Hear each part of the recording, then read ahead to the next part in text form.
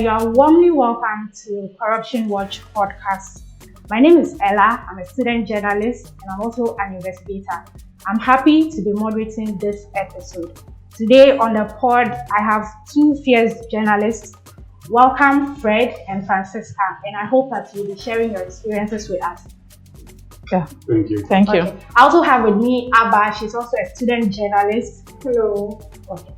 So delving into the details, as a student journalist, usually finding stories is not so difficult because you're on campus and you don't need to look so much around to find stories. But serving so many Ghanaians, about 30 million people, how do you find stories? How do you find stories and where do you find stories? Francisca? You find stories everywhere. Okay. You first of all need to build contacts, your sources. And sources come from everywhere. You actually don't have a particular group of people who you make your sources. Even your salon, your hairdresser can actually be a source because they hear a lot. Women chat a lot. When they come to the salon, they chat a lot. And you could actually make your hairdresser your biggest source because they have a lot of information. You sit in public transport. Sometimes it's wrong to eavesdrop, but sometimes eavesdropping can just give you some big lead inside even a public transport. And in your every walk of life, wherever you go, who you meet, your workplace, you can just talk to people in case you hear of something. I'm working on this, so if you hear of anything which is of interest, you can just let me know. Sometimes too, someone isn't really your source, but during a conversation, someone can point something out, you realize it's newsworthy. I've actually worked on a number of such cases in the past where you're having a conversation, like somebody comes and is telling you, like even your mom just calls you and say, "Hey Ella, somebody just died in the village, I have a funeral to attend," and you ask, "What killed the person?" She starts narrating and you realize, this is a story.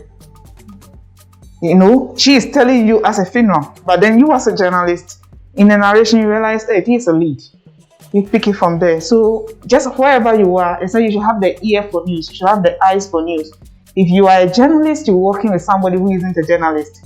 When you see news, you should be able to tell this is news. When that person will not be able to tell that there's any big deal in that, he should be able to tell that this is news. So basically, that's how we get our information. So in summary, from your bedroom to wherever you go, you can find stories. From your bed, wherever you step, just be alert. There's no story on this wall you are going to pick. The story comes from everywhere. It's all about you having the sense for news.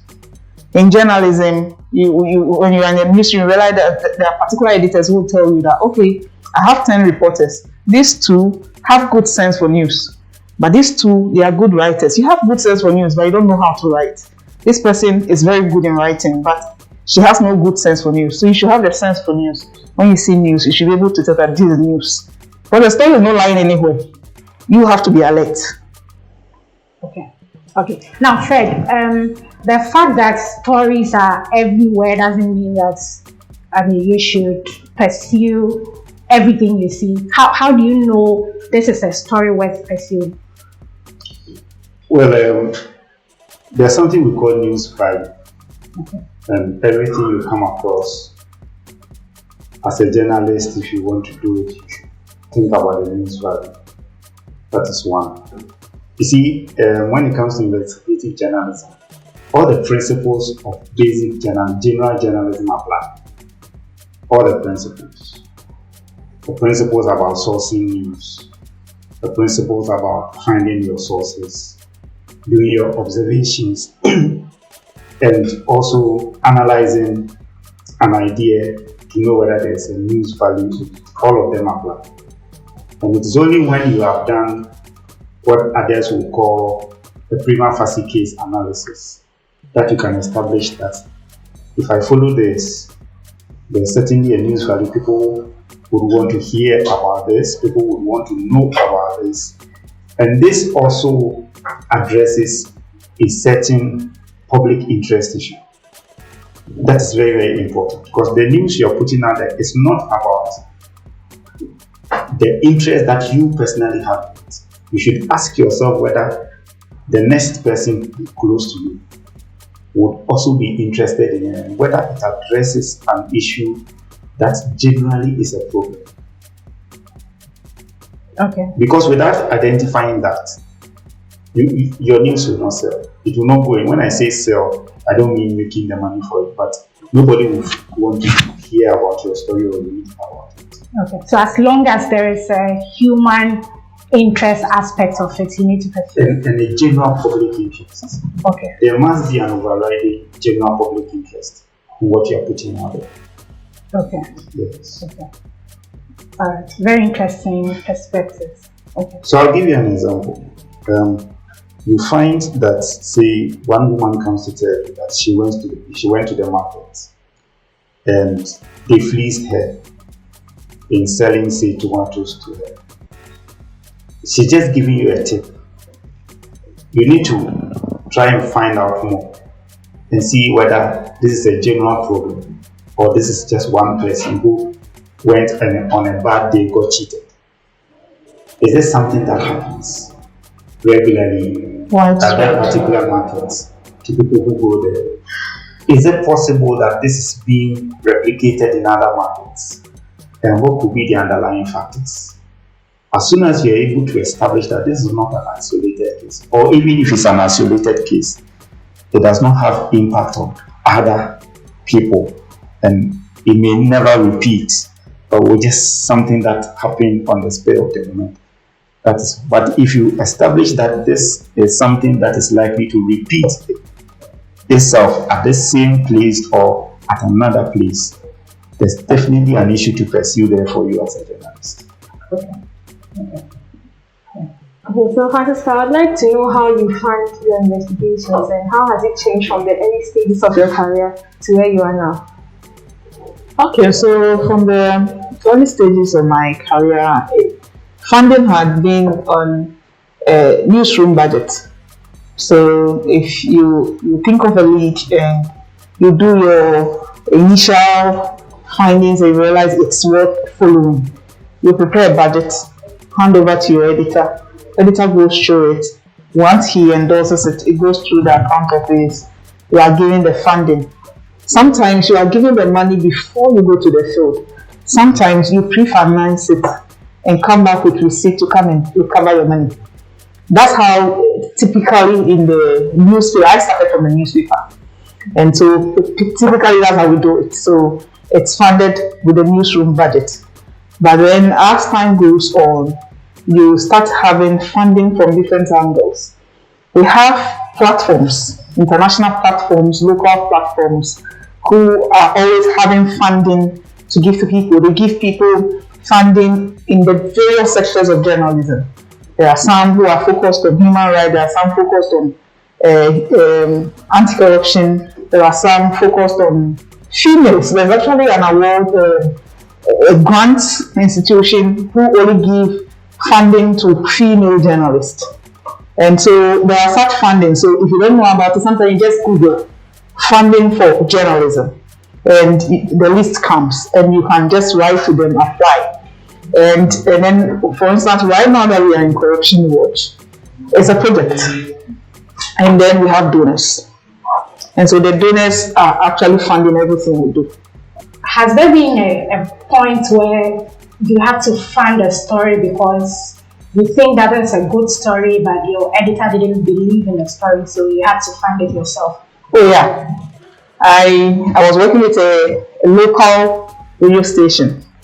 And in the local radio stations, they don't believe in investigative journalism. It is the daily happenings. They like sensations. And so when you bring something investigative, they don't really see why they should pump money into it. So I was trying to sell this idea, and they were like, no, this is a tree station, we don't do that. And I said, no, I have a solid story, I think you should fund it for me, let me do. Nobody was interested, but I believed in the story. So I decided to fund it myself. I funded it, did the story, and bought it. Now when the story dropped, they realized they had made a mistake for all this while. And so from that point, they actually set up an investigative team where I was the lead investigator. They prepared funding for it. They actually set a rule that when you start investigating a particular project, you have a full month to stay away from the office till you are done.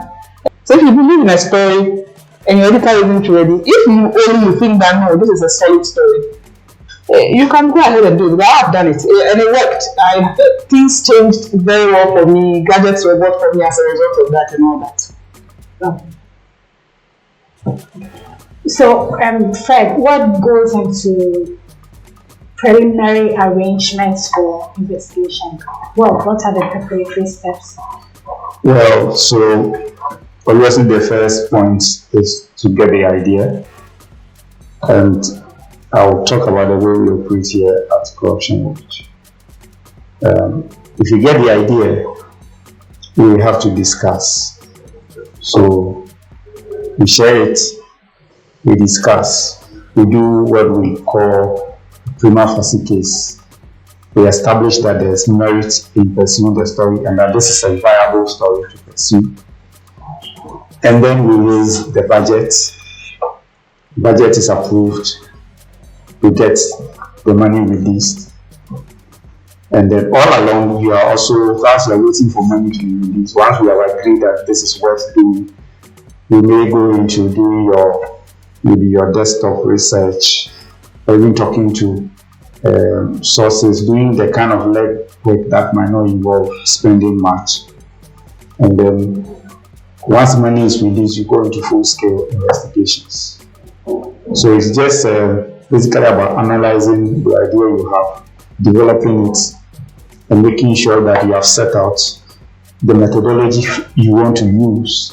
Because in investigations, we generally have two main methodologies. And that is what will inform largely the amount of resources that you may even need. At times that you have to go to the field to assess the situation as part of preparations for the story, for the investigation. Yes, because sometimes somebody will call you and just give you a tip, and the person has no other information. But you realize that this is something that I probably can develop further if I do a personal observation. So you might take a trip to the place, do an observation, and then based on what you observe, you come back convinced that there's actually an issue to pursue. So when I started writing stories in school, it was very difficult. I wouldn't say difficult, but I had to make a conscious effort to stay safe. I mean, I had to, be careful about the calls I made. A lot of things had to change about my life. In an age where investigative journalism has become very difficult to practice with all its risks and all that, how do you stay safe in this line of work? You see, once you choose this as the aspect of journalism that you actually want to specialize in, you every aspect of your life changes. If you don't do selfie anymore, you don't go putting pictures all over. That's number one way of keeping yourself safe. You stop this putting your pictures on DP. For instance, I don't have family as friends on Facebook. The moment I decided that this is what I wanted to do, I changed a lot of things about even my social media platforms, because I needed to check security. If nobody should be able to link any relative of yours to you, because you may endanger their lives. And so you start from there. Try to clean your social media platforms. Make sure you are keeping yourself safe through those platforms. And then now you come to regular lives. Be alert. Somebody can call you and pretend, oh, Pacha, sorry, I'm in the casa now. That doesn't work anymore. You are not an investigator. So you don't introduce yourself anyhow when somebody calls you. Like, if the person doesn't identify you, then it's best you cut the call. You don't, somebody can just ask you, hey, now you're here, and then you accidentally know. And you should know what name to use where. Those kind of things. And then if you are going to the field, never go to the field without having a plan B. Don't go to the field without having somebody who is there in case of emergency. You need to have codes that when you call somebody, say someone is beating you, use a word that the person will realize you are being beaten. That kind of thing. So you should have codes. You should have people who are the plan Bs. So when you are in this building right now, around the building, you actually have about 3 people. One is here, one is here. Somebody should know where you are at every point in time. Not necessarily from your newsroom.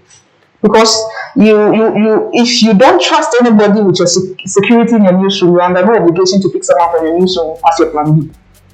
Okay. You can pick plan B from wherever you have a trusted person. You can tell your editor, yeah, I'm going to the field, but I prefer working in my own team. It's allowed. But doesn't that compromise the story in any way? It doesn't. That's what I'm saying. It must be trusted people. So you have a team of people you trust. If you guys are in the same field, for instance, you and I are in the same field. When you are working on something, you alert me. And then say, this time, if you don't hear from me at 1 o'clock, please check what's happening, that kind of thing. When I'm also working on a project, I alert you. Because we've decided to work as a team and protect each other. So I know that if by 1 o'clock I don't hear from you, I know whether I should call the police immediately or not. Sometimes when you are going to work on something, for instance, Anas, when he is going to work on something which he knows that is dangerous at a point, he might even be mistaken as a criminal. You need to even alert your police source so that in case you are in danger, quickly somebody comes in and saves you. And it's important to have your ID card on you wherever you are, because the ID card can also save you at times. When you are in trouble, pulling out your ID card can actually save your life. Does it have to be your actual ID card or an improvised one? Your ID card, what you do for a living, your professional ID card.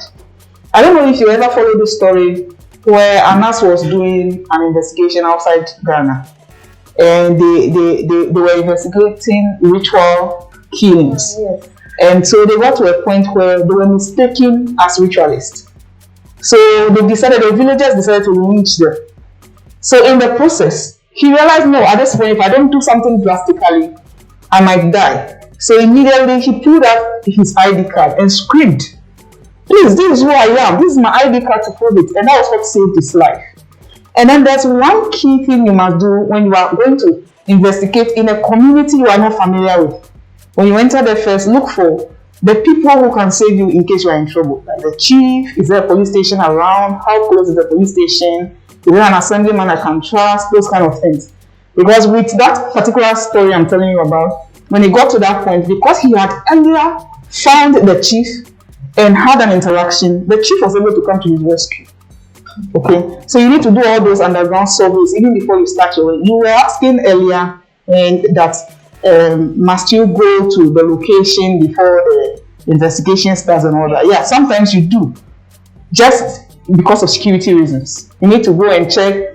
You go, for instance, if you are investigating something in Nima, you need to go to Nima like days before the investigation starts. Go to the exact location. Look for the routes, exit routes. In case of danger, how many exit routes are in a neighborhood? How do I get out of this place? It's a very key thing. For instance, when you are covering election, wherever you are assigned to, you need to look for the routes, the exit routes in that neighborhood before you hit the ground. So that when there is danger, you can vanish within the twinkle of an eye.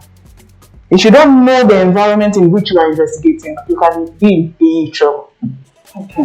You've made mention of using your ID card as a way to secure yourself when you're on the field.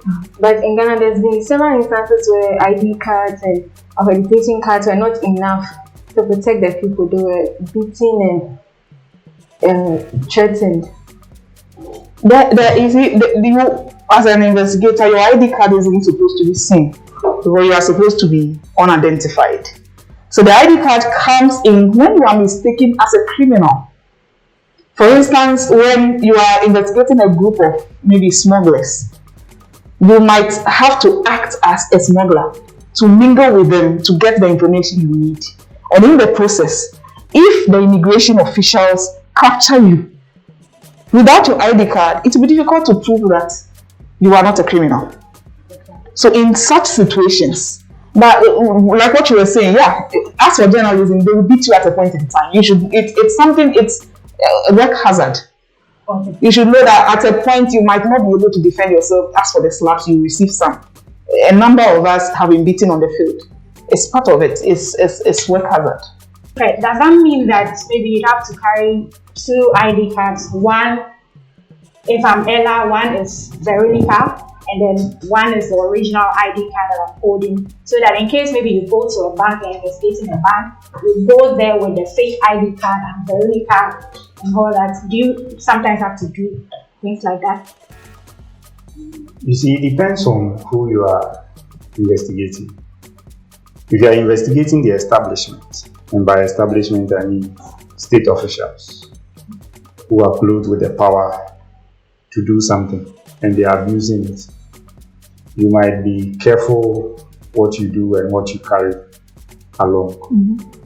So, for instance, if I'm investigating a particular police station, and I know that when I get there I'll be searched, and I'm carrying my ID card, I'm definitely compromising myself right from the beginning, unless you can conceal it. Okay. If it is so necessary that you go undercover and get some information relating to the bank, instead of creating a second ID card, you can always have a pseudonym. But putting that on a document to say it's an ID card amounts to forgery. Yeah. And anybody can use it against you. So you can always look at the option of, is it possible I get this information through a third party, which is also another security strategy to use. There could be somebody within that sector that you are very familiar with who can use their links to also get you that information to save you from creating an illegal documentation that might land you in trouble. There is not one particular strategy. You adopt a strategy based on the exigencies of time. Mm-hmm. With whatever happens. So today, for example, we know that it's very convenient to travel around getting Uber. The way we operate here, we have to show receipts for even transportation. So you know that, okay, if you pick Uber, at least a receipt will be generated, right? Yeah. But has it ever occurred to you that perhaps the people who are tracking you could also be driving Uber, and knowing that the Uber policy, if they are the first to come into the area, as soon as a request comes, it goes to them, and they know that you're actually visiting this place around this time. So between this hour, this minute and that minute, you may be making a request. It could even be a taxi driver who has just been waiting around the corner, and the moment they see you come out of a building, they are driving. You drive fast. Come in and you just stop and get in, and anything could happen. So it really depends on who you are investigating. If you are investigating like Kwete did just in the report he put out this week The on the cocoa, you are going to a local area. Of course, even that community, you might not be sure whether the chief has an interest in the cocoa business. And so if you went to tell him that, Chief, I have arrived, I am here for this particular mission, you never know if he would blow your cover and you get. But always, like she said, it's very, very important that wherever you enter, you have a local person that you call a fixer. Mm-hmm. Sometimes, definitely the person that gives you the information, the very first informant, might be useful, depending on the extent of interest they have in the issue. Yeah. It might be useful, but there's no one way to go about it. Definitely, there's no one way. You have to be dynamic in the way you go about it. We have been in places where there was a time way back when I was doing an investigation in a secondary school in Kwewu, and I was supposed to meet a headmaster who had been accused of corruption. I went to him earlier in the morning with a child from the school to go and pay money illegally. Okay, and I went back to him in the afternoon. When I went earlier, I was in a cap and a t-shirt and all of that. Went to somebody I know, went to change my dress, got into a formal this thing, came back to him, and he couldn't recognize me. All right. Days later, I went back and I was doing it. Then he decided to involve a police commander. The information I had was that this was a good friend of his, and he always tipped the police commander. Now he asked me for a meeting in the police commander's home. What would you do? I told him to give me a few minutes. I called my editor. My editor says, no, retreat. That's it. I picked the car and I was on my way back to Accra. When he called and said, well, I said, oh, I just got caught up in some discussion with some other people. She expected me at 4 p.m. I knew that by 4 p.m. I'll be at some very close to Accra, and I'll just postpone whatever. So it's always important. Alert. And then also the security thing. It's better if you don't know the place where you are going, not to arrive in the night. Okay. You don't know where you are going, because see, there are some informants, they have told you, and you've told them that, look, we'll work on this. By the time you arrive, they have actually broadcast, because they want popularity. Yeah. They've actually told a lot of people that, look, I have reported this matter, and people will come here to invest. Not because they wanted to harm you. They are just so excited. as soon as you arrive, and if it's a closely knit society, as soon as you arrive, everybody sees that this person is not from here. This person doesn't belong. Even for institutions, like they're talking about a bank. Yeah. As soon as you arrive, you know that this person is not a banker. So the kind of information you ask for might give you away. The kind of conversation you start might give you away. Are there points where certain factors have had to deter you or have made things go wrong in your investigation? For instance, while in school or in school, when you are maybe investigating the SRC, for instance, they keep pushing things away. We don't have these documents. There's no, we are busy. We can't speak to you. Like those things get on your nerves or make the investigation very difficult. How do you handle it? Are there times where you experience that as well? Because those are some of the things that deter young investigators like us from pursuing things like this. Because if you keep going and nobody is speaking to you, at a point you get tired and then you don't push forward. Here at Corruption Watch, everything we do here, it's basically on state institutions. That's the focus, because they are the ones managing our taxes, and so our focus is mostly on them.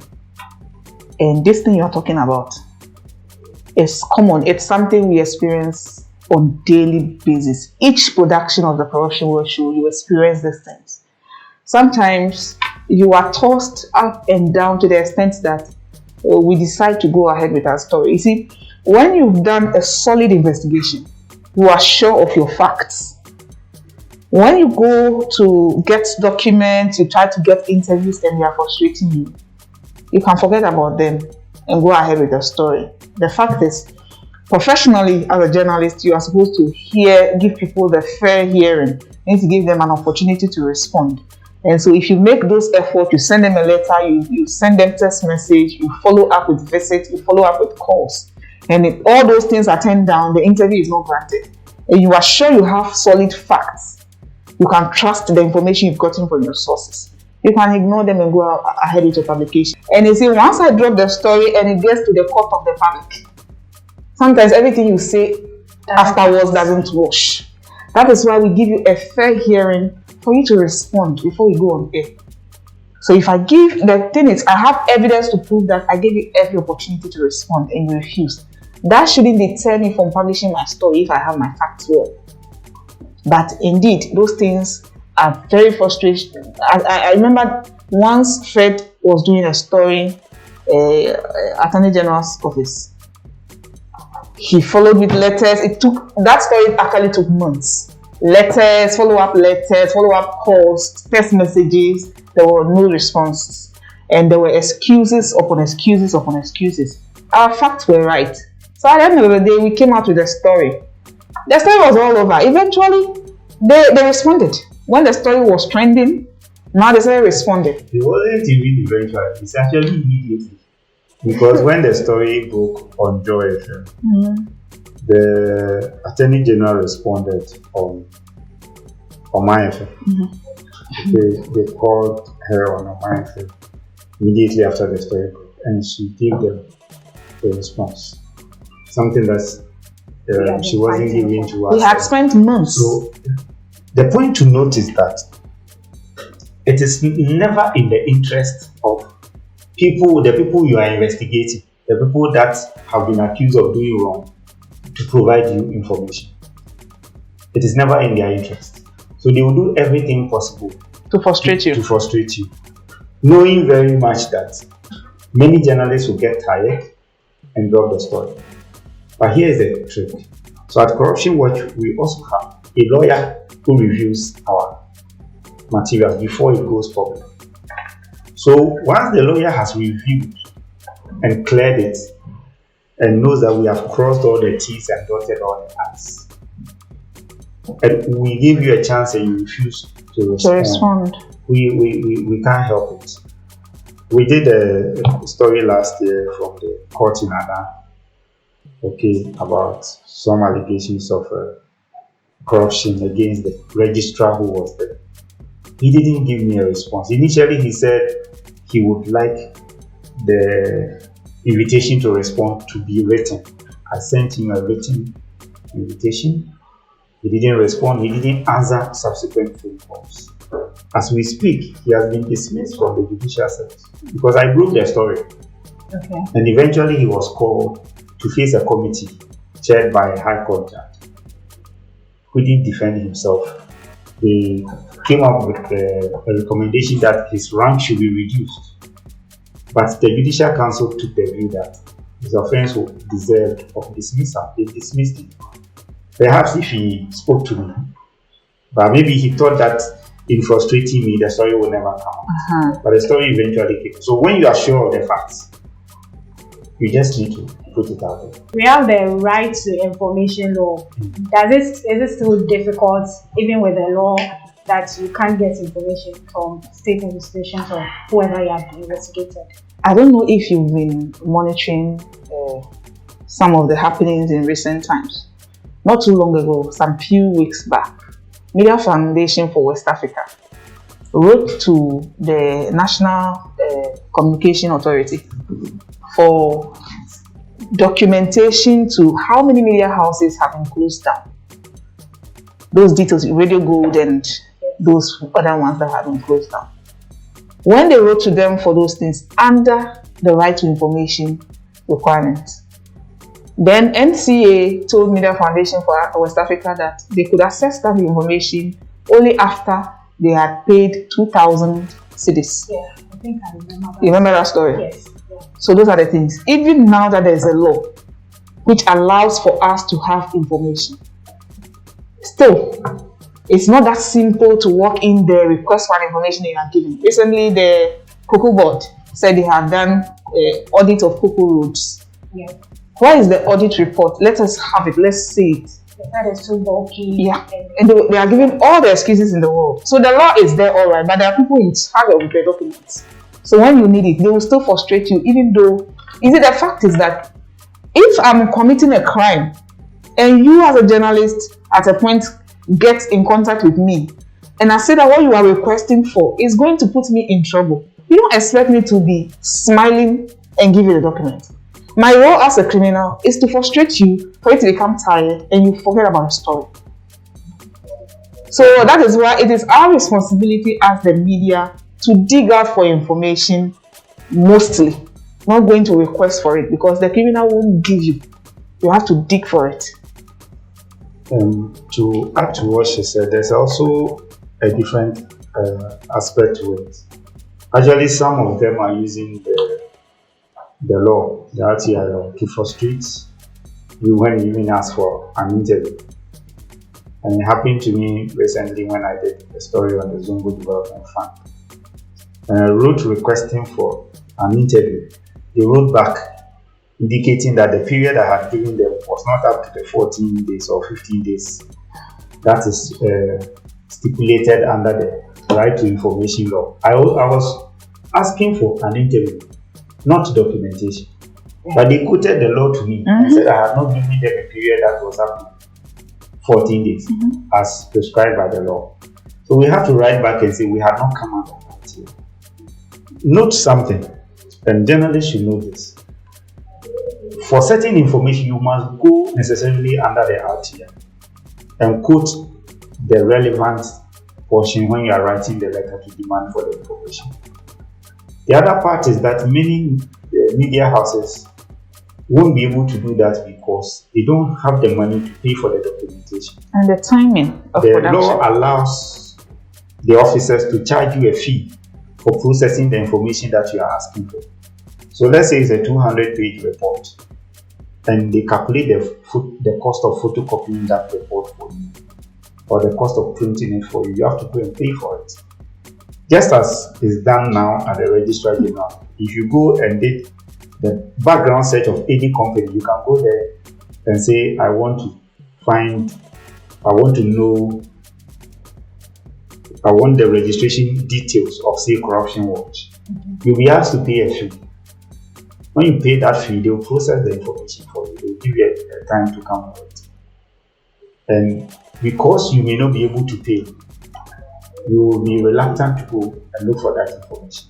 And that is why it is important, as we said from the beginning, to have a lot of sources from across board, so that sometimes you can access things through some of those people. Some of those people may have gone for the same information you are looking for. We should also know how to search for the information. So, for instance, if you're looking for a certain government agreement, it could perhaps be present or be available on the Parliament website, but you may not know how to look for it, because when you go, the home page doesn't give you everything you're looking for. And so we need to learn the skill of searching for information online. Number two, we need to get into certain networks. We need to learn how to use certain social media platforms to get information. If you're a journalist and you are on Twitter and you are regular there are thousands of documents that you can download in a week. But there's so many documents that are dropping, and some of them might have your country information that your officials are refusing to give you.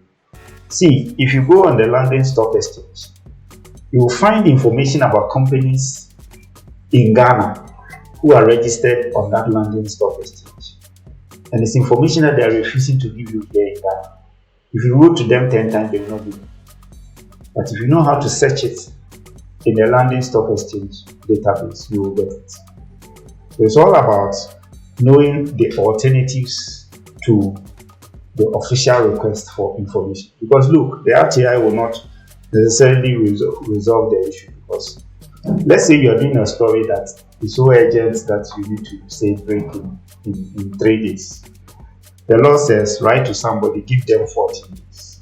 Afterwards, you give them a reminder, or then you appeal to the commission. The commission was just inaugurated by the president. So it means that since January, when the law took effect, if you wrote to any organization, they didn't give you the code. There was no means of appeal, right?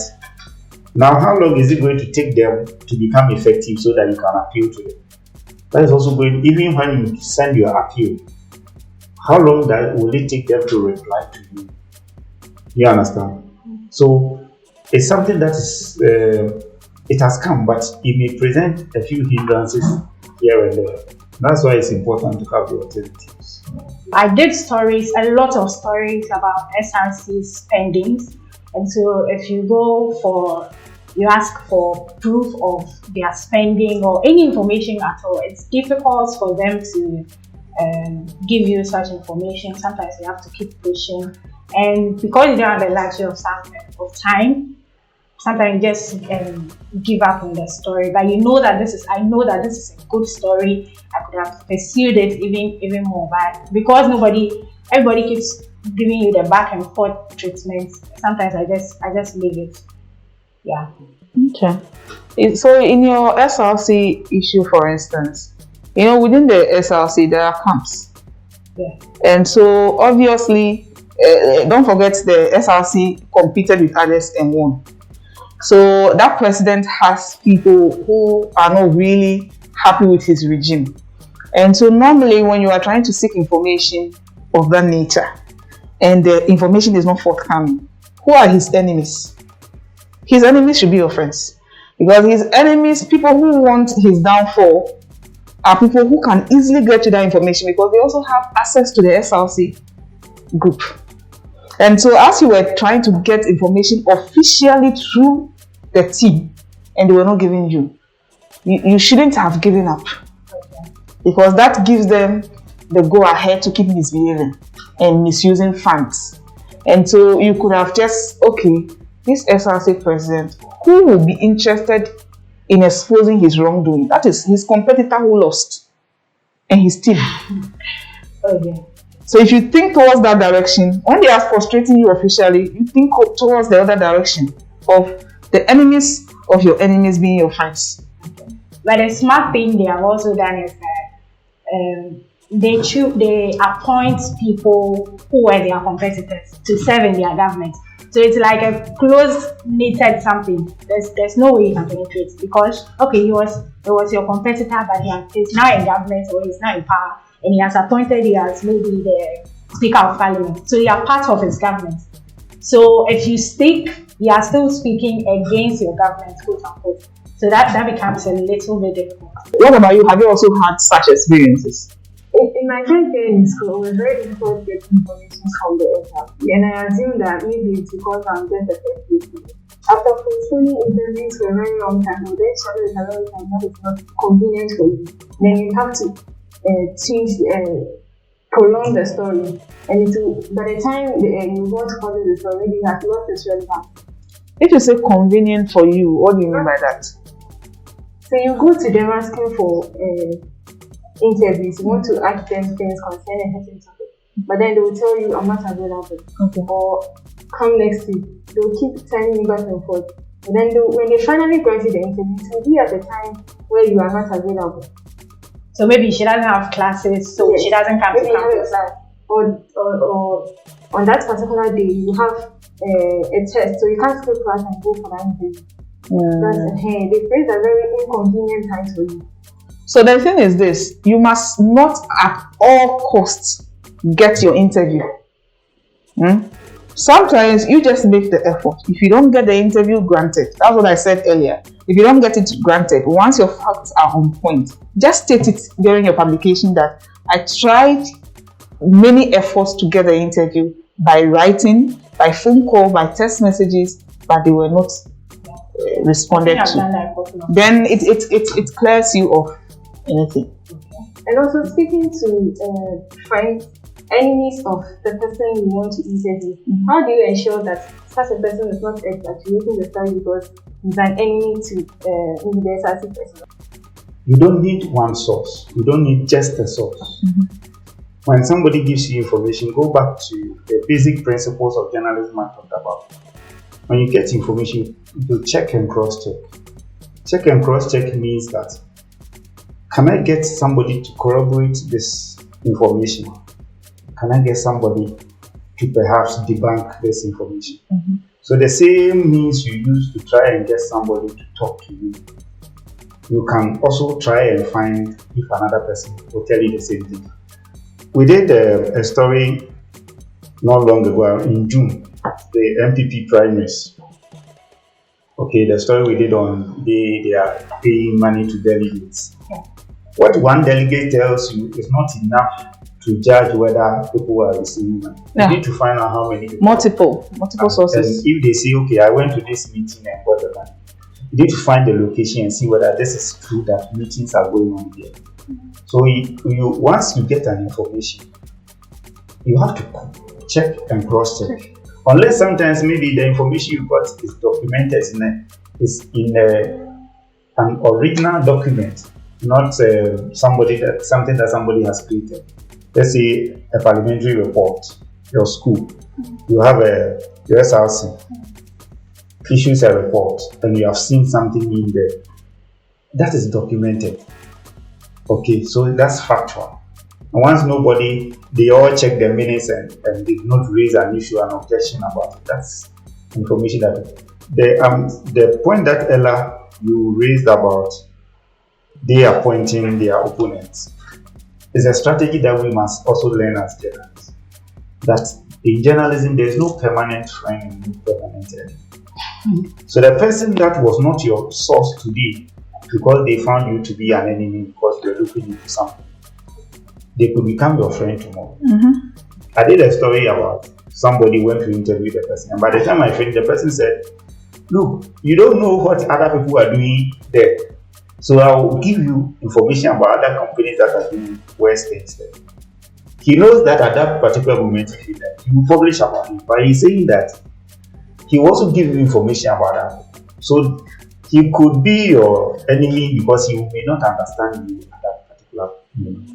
But once you leave and go, he becomes your friend because he's going to give you more information. Okay.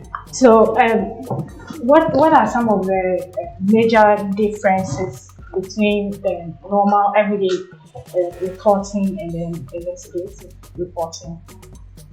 You remember at the beginning, Fred said something about somebody coming to give you a lead, and you check, is this a unique case or is something that recurs? Okay, if it is a unique case, it becomes an everyday story. The thing has happened, it's wrong, so you report on it because it's a unique case. It isn't something which is common, and so you report on it. But then, if for instance you go to the field, you follow the story, the lead they've given you, you go there, and then somebody else comes to say, "Son, I see you at home. This thing, it happened to my sister too." This one comes, it happened to you get a number of accounts and you realize that okay, it's not a unique case, it's something that keeps happening, it keeps repeating. Then now, okay, how widespread could this be? That is when the investigation comes in. But if it's something which is a unique case, then there's no need to investigate. It means it's something that can go on air. It's a papa news. And then if it's something like accident, the daily recurrent activities that happens, that those ones are things that happen, normal things that happen. But there are issues that somebody can actually bring before you as a lead. Yeah, it has happened to that person. The person reports to you. You try to follow up and you realize, no, this is not the first time something like this is happening. It has happened to a number of people. Then, okay, I did a story about, we are supposed to be practicing free basic education. So I did a story where some parents told me they've been paying money every day in the schools. The schools have done something like a susu sort of, and so they pay money every day. When the kids are going to school, they pay them. Meanwhile, the kids are just supposed to go to school for free, eat for free, and come back home. But they are spending so much, even compared to some private schools. So this person tells me, and I try to follow up, and I realize, no, it is not just that school. This is happening in a number of schools. It has happened to different parents, and the schools are not the same. This is widespread. This requires investigations.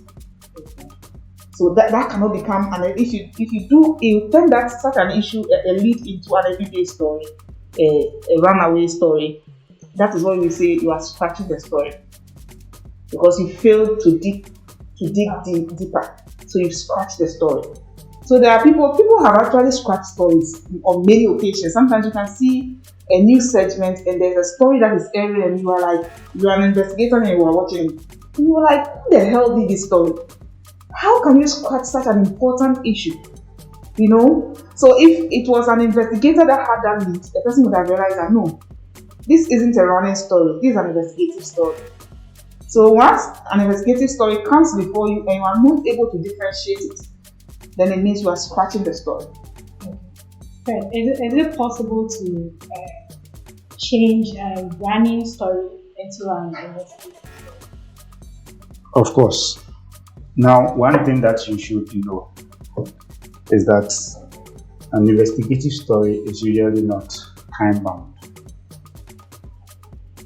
And when I say time bound, I mean that because you're going to dig you would always find angles that you can run with. So you should be able to change the running story. Look, the story that I just mentioned, the NPP primaries, there had been a few reports by other media people that, these delegates have been asked to swear here that if they collect this money, they will not go and vote against this candidate, right? It was somebody breaks the story, another person breaks it here. Then we decided that, okay, why don't we go into it?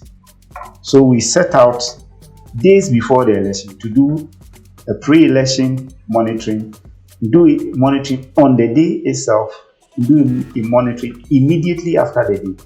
Because usually some of them, whatever they give, they might come back and say thank you to the delegates. So that was the strategy. And at the end of the day, we found stuff that those who were doing the running stories didn't get, because they just did a story and that was it. Now, on the key issue about the major differences, we talk about the security risk. I'm going to give you a tall list. Security risk. We talk about the time that you need. It's very time consuming. And because it's time consuming, it can be physically draining and depressing. It's not exciting at all. It's not like reporting entertainment and then you are invited to the finals of Ghana Most Beautiful, and then you go and you hear music, you dance, and people are, know. Is it, let me hold you there, is it depressing because of the things you find out or the stress you'd have to go through to get it? Both. Every stage. Both. Sometimes one investigative story can take 6 months. The one that Anas did on the Kosinyan teaching was a 2-year project. Okay, yes, that's what I heard, that was a 2-year investigation that he did. So he had to be patient. Have meetings in Accra here, travel and go and have meeting in Dubai, and all of that takes time. Even the one that I said I did at the Adan court took about 3 months. Okay, I went to Adan a number of times with Adan. We went several times. And so it also comes with travel risk, right? You know the thing about the routes and all of that, and you are on it. Sometimes you have to travel in the night. And then also, it is financially demanding. We did one around cash for bill, right? We did a story around people paying money to secure bail at the police station. That is illegal. Okay, that investigation alone took us more than 3,000, 2,000. The everyday story, your running story, it might not cost you up to 400, 500 cedis to do that, right? If I went to the Registrar General sometimes do a search, and then you have a list of say eight companies you are chasing. Each is 25 cedis. So calculate by just to do the background search of company. So it's financially demanding. So it's not like the everyday one that you are doing. The everyday one that you are doing, sometimes yes, you have the hassle of deadlines, and so I haven't met it, and they say okay, I'm extending for you. But this one you have to be spot on because it is time consuming. You can't go and mess around and come back and say this is all that I have got. And then also you need very good gadgets. Particularly, you remember when we started this, I mentioned 2 methods. There's a plain cover, which is where you are going, I want to interview you. I need this documentation. And you are showing that you have come and you have immediately introduced yourself as a journalist. Then there's the undercover that you are not introducing yourself as a journalist.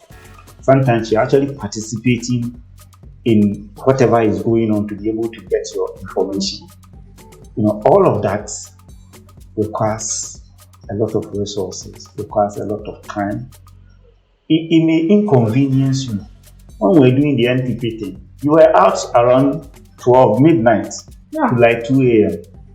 And she had a little girl at home, months-old baby at home. I was out also. and you are staying out till 1 a.m., you're coming back home around that time when you are not really sure what's going to happen. So that is investigative journalism for you. And of course, the other one is that, and she mentioned when she was talking about security, sometimes you have to kill your social life, right? All the clubs that you want to join, you may not be able to join. Sometimes even in church, the various things that you want to do openly, you may not be able to do it openly, because if you become so familiar, everybody becomes so familiar with you. The people tracking you know that when they come to your church, they might find you. And if they ask anybody who does not know that there are issues, they will just point at you and understand it. So sometimes you have to become what people call anti-so, okay, in order to succeed in this field. And what are some of the most effective channels of publishing whatever you discover? Does it depend on what you are publishing? It depends on what type of evidence you captured when you were on the field.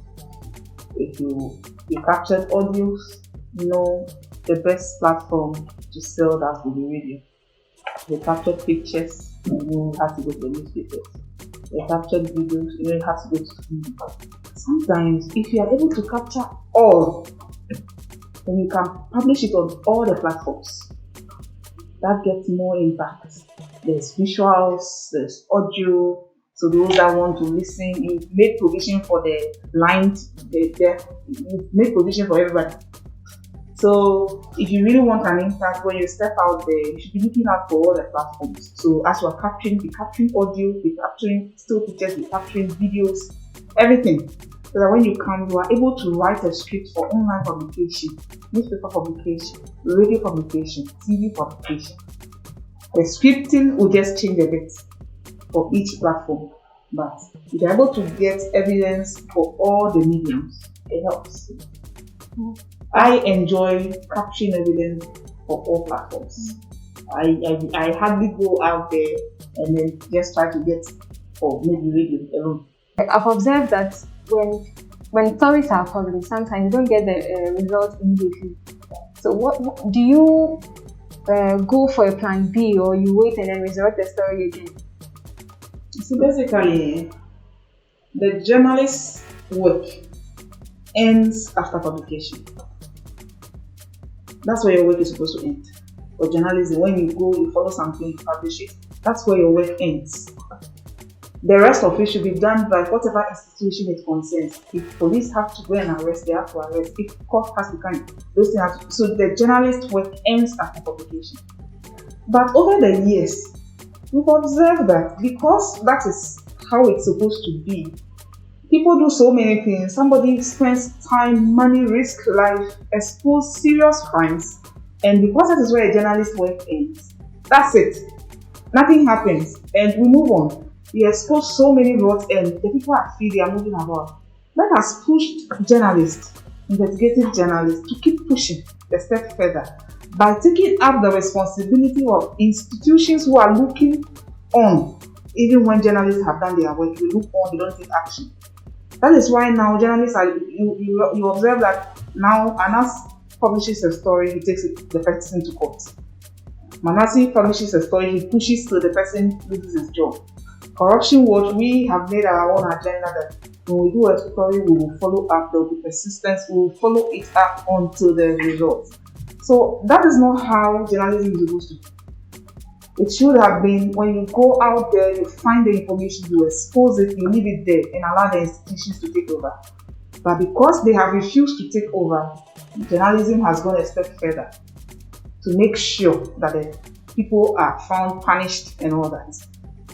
Okay, so apart from they losing their jobs or being taken to court, are there any other strategies that you use? You see, the main aim of publishing is expose, name and shame. That's it. So now we've added the aspect of the person being punished. So we push, if for instance there are human lives being abused, we must push and make sure that abuse is stopped. If you exiting the institution is how to stop the abuse, that should be the focus. We push until you get out of the institution so that people's rights will not be abused any longer. Whatever it takes for that problem we exposed to be solved, we push further until that thing is solved. And we are sure that we've not just reported and left, there's been solution. So sometimes when you do a story, you let it lie and watch to see if any action will be taken. If no action is taken, you do a follow-up. You will keep following up, keep punching until you see results. We have learned a lot, but the conversation is very interesting. We cannot keep going on and on, so at some point we have to, end it. But before we let you go, within 30 seconds each, is there anything you'd like to leave with us for upcoming reporters, investigative journalists? Is there any message you'd like to give to us before we let you go? Oh yeah, I started in the newsroom, started in the newspaper, the radio, and all that. What I've observed is new reporters coming on board get easily tired. Like you were naming some of those discouragement, those turn-offs. And it's something we've observed with many interns that also pass through our hands. And so what we are trying to say is that, a lot of people, because of this stress, they run away towards the entertainment side or being news readers and all that. But you see, one aspect of journalism that is paying so much now has to do with investigative journalism. So no matter the stress, if it is your passion, when you enter the field, look for one investigative journalist and use as your role model. Try to get some help, some training, some advice. And then keep it up. You just tell the people, if you are working on something, let me follow you and learn. Try follow people and learn. Once you are able to build yourself, you can start it. The fact is, after speak, investigative journalism is one aspect of journalism that takes you places, takes you out around the world. Okay. Fred, any last words? Okay, so you see, journalism is evolving. So we are told in the classroom that journalism is about educating, informing, and entertaining. Now, journalism also includes being change agents, because the moment you become an investigative journalist, you have invested an interest in the matter that you are pursuing, because you have concluded that there's something that is wrong that must change. And so that is one of the things that we should note. Also, if you want to be an investigative journalist, please be prepared to develop yourself as a multimedia journalist. There's no longer room for people who just come in and say, I only want to read on radio and that is why I'm here. People should also be cautious of their digital footprint. It is very, very important. If anybody wants to become an investigative journalist, be cautious of your digital footprint. All the Facebook and stuff, the kinds of things you do there today could have an impact on how long you can last in this field. Okay, thank you so much. We have learned a lot from this discussion, and we hope that anybody who listens or people who are listening from wherever will take a cue from whatever you have shared with us. And it's been a great discussion here on Corruption Wars podcast. I'm sure you have learned a lot. I've learned a lot as well. And we hope that you join us in our other episodes. Remember that corruption takes a lot from you, but you can make a change if you want to. Thank you. My name is Ella. And I'm Abba.